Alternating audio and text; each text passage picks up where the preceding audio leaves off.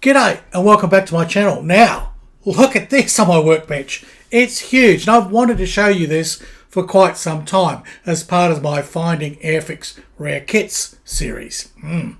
And I was reminded this week when someone asked about it. They saw it in one of my older videos and it was in the corner of the screen there and they went, "Oh, what's that Bentley thing? How big's that?" Well, it's a 1/12 scale 1930 Bentley 4.5 litre supercharged blower. It's a gorgeous kit from Airfix. This came out in 1971 and I remember when it came out and I was so excited and it was absolutely gorgeous, and I think I saw one built up somewhere and I went, "Oh really, what one?" But it was about a year's worth of pocket money and I couldn't afford it at the time. I've got one now, but I didn't acquire it easily. No, it wasn't like this all in one box. There was a box, it was empty. But what the guy had were two plastic packets. And in fact, it still says, where is it? It still says on the side here, $50, power incomplete. And that was the thing. He had 2 bags of bits and he had a cardboard box.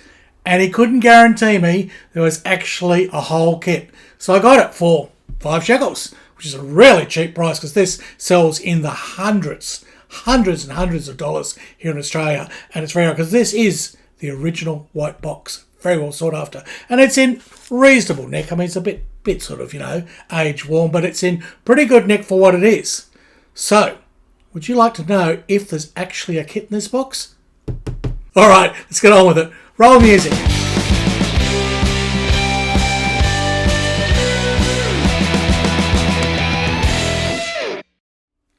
Now this is a big box. It's over half a metre. I think it's like 52 centimetres long. So for you septic tanks, that's about 18 inches, right? Long. It's pretty big. And one interesting thing is Airfix has said here, actual size. So the car on the box, right, is actually in the correct size. So that's over a foot long. It's going to be a really good kit with this put up. It is. I mean, I've seen it. Now, I haven't opened this up in a couple of years since I first got it. And I had it all taped up for prosperity because the box is unbroken. And that's kind of unusual. Usually the boxes will be all split with the box, considering it's not too bad condition. A little bit of water damage up here. But I mean, not that I'm trying to sell it to you. Never going to sell this. Never. No. This will get put in my coffin when I die. And I'm going to be incinerated, so you're never going to see it. No, taking this one to my grave. Quite a lot of loose parts, as happens with Airfix, okay? I've rebagged everything. And just so that you're not stressing, yes, I did get a complete kit out of the 2 bags. In fact, there should be a pic here. I had the whole thing laid out on my kitchen table. It took me a day. Airfix instructions are always in number order. Like you start with part number 1 and then you work your way all the way through to, what do they go up to? Part 200 and something, 270 odd, right? So that's it. So I knew there'd be at least 270 different things. I mean, sometimes a part number may have 4 things. So, there's more than that. So there's nearly 300 parts in this. In fact, probably a part count somewhere, but Airfix is notorious for not giving you part counts. Everything was there. It took a lot, and like I said, it took a whole day on my kitchen table sorting through. And the only way I could work through it, because there's no spray mat, right? Although I did manage to Google one, find one eventually. So that kind of helped. But I just went through part by part. Now look at the manual. Absolutely. And for Airfix at this time, this was, top notch. It's quality stuff. And it's still in reasonably good nick. It hasn't worn. Big blurb there. If you can read that tiny writing, you can freeze frame. Yep. Yeah, it had to be quick. Here it is. So they give you an idea what it's going to look like. It's going to be British Racing Green, of course. Of course it is.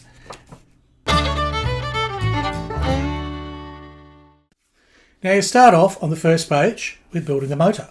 So that's very nice, and it's all geared up and everything. I don't know if it's fully workable. I don't know if you can actually put a motor in it. Like a little electric motor. It is a motor, but you know what I mean. Power it up electrically, right? But the detail's absolutely lovely, and of course you do have wiring. You've got wiring here for what is, well, it wouldn't be an alternator in those days. It'd just be a whatever. Oh, here we go. Motorized version only. Open hole. Oh, there you go. That would explain some things I've seen in Skullmates to say parts added. So there is a motorized version. So it even goes in here. Here's the whole gear assembly.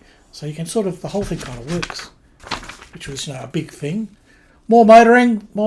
I mean, just detail, tons of parts. You go, you know, you'll spend forever building the motor, and that's a model in itself. It's lovely. We'll get into the parts in a sec so we can have a look. So we're still messing around. We've got bloody, what's this, a petrol tank, is it? Usually Airfix tells you what things are, but they've kind of made this international market, and it's got a little bit of, well, all you get is this. Assemble in sequence. Monte in auto. Whatever those languages were. Yep. So I think we're making seats there, and we're starting to get the frame together, because you build it like they build it at the factory. You're going to build it from the frame. So that's obviously the petrol tank, I think. And then this is some sort of casing here. Oh look, who knows? Who knows? Oh, okay. So we can see here we've got the motor, and then there's going to be a clutch, and there's going to be a drive, and there's all these things, okay? So I don't know a lot about the blowers. That's probably the supercharger. It might be. No, that's got carburetors on it. Maybe it isn't. Maybe that's the supercharger. To know, if you know, let me know. Wheels, I can identify those. Yes, I do know what wheels are, and they're quite lovely in this kit. Suspension, yes, all goes on the frame, and the petrol tank is obviously part of the frame. That's rather clever with this thing. So that's kind of how they were coach built in those days, you know. Hand built by Mr. Bentley himself. And moving on, we've got the prop shaft here. So we've got a lovely diagram of how that's all going to work, and that will fit in nicely. So, you know, it's a lovely kit. So much detail. It was just, for its day, you know, we're talking 1971, it just blew everyone away. That and the very first Spitfire 1/24 scale kit, which again was just magnificent. So, yeah. I won't talk too much because I'll just embarrass myself. I don't know all the car bits. I used to know cars. Well, this one's an early, you know, it's basically, well, before I was born. It's got bits in I'd never heard of. So there they're saying, put on the decal, because obviously that's the grille, and that's the cover, you know, and you've got a lovely Bentley logo. So, yep. Engine cowlings go on. Know that. Yeah, that goes over the top. More wheels. We're getting near the sort of end of it. Brakes and things, handbrake, and this must be the wiring diagram. Here's your motor, and here's the battery. Connect them together. And there's a little switch here. Oh, it's very complex. Very complex. So here we basically, the seats go in, everything goes on, cowling goes on. We're just about there. Oh no, there's more pages. More and more and more. Oh, you got the dashboard. That of course should be walnut or something, shouldn't it? I'm quite sure. I don't know if they got walnut at that scale. Don't know. We'll have a look. But it being a sports car, it might just be all silver or black. Who knows? On and on and on we go. And of course, you're going to get the tonneau and the cover, the flip-up roof thing, pull-down roof, whatever. There for a second there, I thought we had an inner tube in the tyre, but I think that's sort of like cut out this piece. There's an extra bit in the tyres. Oh, because they're made of rubber, so they're advising cut that out. We've got those here. Yeah, they've got a little bit extra in there, and that's probably just for the moulding. And so Airfix is saying, cut that out before you put your wheels on. Yeah, put your tyres on the wheels. Quite clever. Okay, and then all your batteries are fitting in the back here, see, under the tonneau, so that's rather nice. And the switch will be wherever it is, probably not far from there. Windscreen, not much of windscreen in those cars. Steering wheel. So you've got looks like you've got the option. You've got these tiny little windscreen, and then you've got the big one. So that's like the racing one, a little sporty one. Something like that. Something like that. And looks like, well, it wouldn't be fuel tank, because fuel tank's in the back. But there's something there. There was so much that you had to do, like it wasn't just get in and drive with these cars in those days. There was quite a lot to know and things to flick around with, and adjusting magnetos and advances and sparking and, oh, you know, I vaguely know about it. Oh, well, not that old, no, but you know. And then here we go, 38, which I think is the last one, and we're on our 270th number, or 276, 275, oh yeah, but 278. Nearly, oh, I reckon there's 300 parts in this. So, this little part here is for the radiator. Yeah, of course, radiator will have a little thing in. And we've got grills to go over the headlamps, of course, to keep all the flies out of it. And that's it. So that's your instruction manual, which is pretty damn good for its day. Let's have a look at the parts. Now, this box is jam-packed with parts. I mean, you know, it is full to the brim. Interestingly, for Airfix, this was unusual. They were metal parts, because obviously you have got basically an axle here, and it has, feels like it's got a rubbed bit here for a gear. It's all geared up along there, and that's obviously with the battery, so you've got that. There's probably others. Yes, you had the tyres, which amazingly, well, we don't know what the donor kits were. This is the thing. My box is a white kit. My donor bits, who knows where they came from?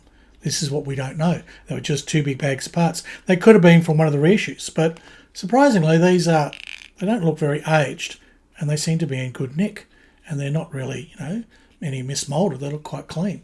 So there's 2 of those. If we pull out these little boxes, there's 2 of them in the kit, and they contain things. So there's more tyres in there. So that seems to be all there is at that end. And this would have been, as a kid, if you'd opened this up, you would have just thought it was magic. Because Airfix, at the time, we were building things out of bags. Box kits. Well, yeah, box kits had come in by the 70s. But, we'd grown up with things in plastic bags, and that's how we built them. So, lots of loose parts, and this is what took the time to find. There were so many loose parts from both bags that I took ages to sort them out, but everything's there. They're all the bits that you need. Clear parts, well, I bagged those. Have a quick look at them. I don't really want to try and undo too much of this, but I'll give you an idea what the kit's like, because it is quirky and unusual. So there you go. There's an idea. There's those grates for the although the headlamps themselves, I don't know. It's rather nice.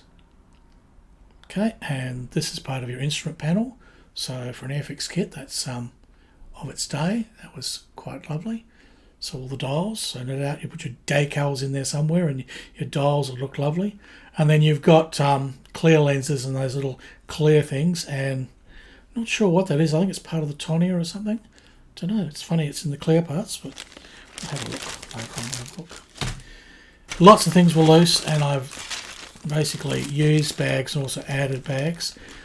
Yeah, I don't think we'll be using the old decals. Yes, I think. Well, you never know. You can put them out in the sun. Here, we get a lot of UV light, so they might come up reasonable. But things that are not hard to find. Oh, well, the dash dials are totally stuffed. They're just black blobs now. So Airfix has reissued this kit as a classic. So they are bunching it out again. Maybe I could contact Airfix and say, could I get a decal set? Because it'd be the same. Right, so I could get a brand new shiny decal set, and that'll allow me to build this. Not that I'm going to build this anytime soon. This is a real retirement kit. This is one I'll just sit down and have fun with. If you're as old as me, you remember these little things in here. They used to put stuff in here, and on the back, you fill it out. I'd actually love to fill that out, post it off. Although I don't think they're there anymore. I don't think they're in that location. So the mail would probably get sent back to me. Address unknown. Because Airfix has moved over the years. Yes, it's been a few years. It's been a few. It's over half a century. Yes, it's been over 60 odd years. So, yeah, decals. Now this just fell out as I was doing these. I'll be careful. There's the springs. I mean, that's how big the spring is for the back, and it's really nicely moulded. I don't know if you'll see the detail, but it does look lovely. It's really nicely done. Sure, you're going to have typical Airfix bloody seam lines, cloud and everything, but that was what it was all about. Plastic is lovely and firm, which is what I like about these old kits, 60s and 70s kits. So what else we got in here? Might be interesting. Here is a body panel. So that's about half the size of the body. So you know it's twice as long. Well, we know it's about a foot long. So there's that. Nicely moulded. Nothing to clean up really, just clean off the nubs, the way it goes. Give it a wash. Get the bloody cockroach poop off it. So, for its age, it's still in reasonable nick. There's a bit of scratching there from parts banging to against each other.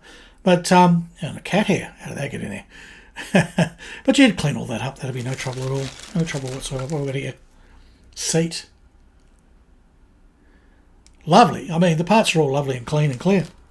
You really wouldn't have much clean up on parts. You're going to have a little bit of Airfix fit issues, although, I don't know, I've seen a review of someone that built this.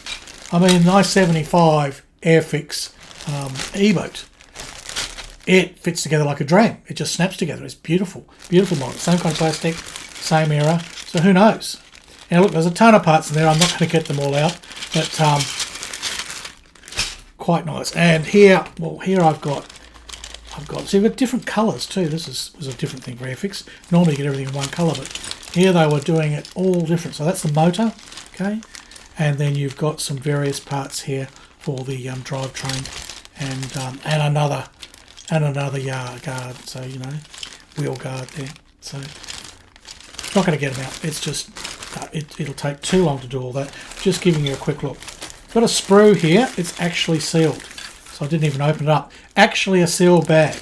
So I think I just kind of looked through this and counted them up, because yeah, the bag, it's factory sealed and it's got factory dust on it. Well, years of dust, and it's got another one of those little Airfix cards in there.